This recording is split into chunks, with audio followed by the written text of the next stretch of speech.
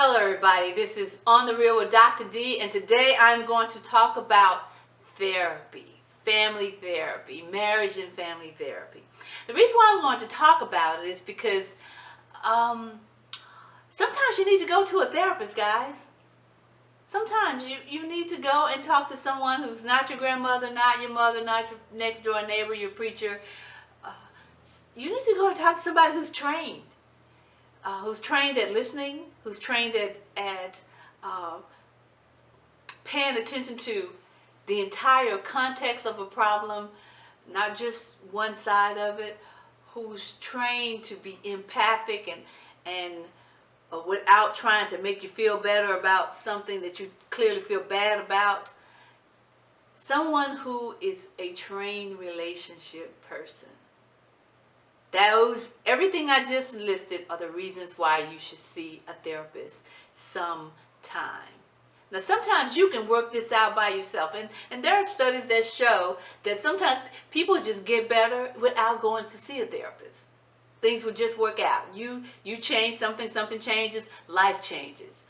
But then sometimes there are things that are going on with us that require a little bit more attention, and that's when you go and seek help.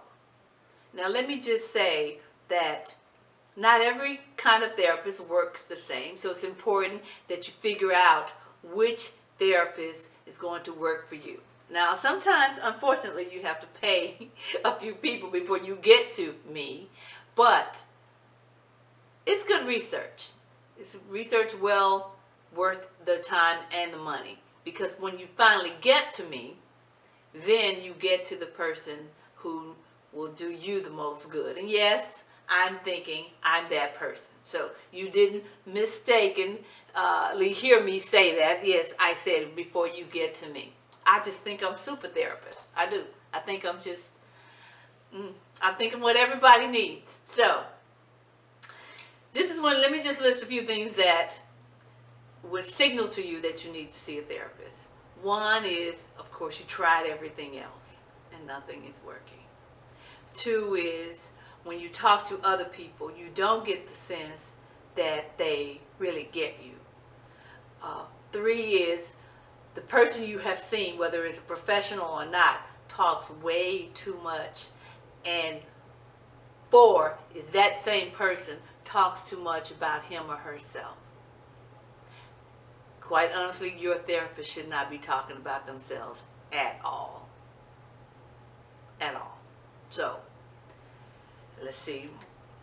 And somebody you can afford. I don't take insurance. I'll just say that very proudly. I don't take insurance. It's not worth it to me to take insurance. It's not worth the paperwork, or it's just not worth it.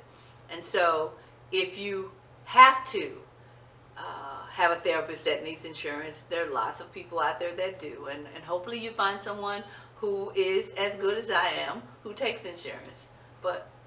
And hopefully it works for you.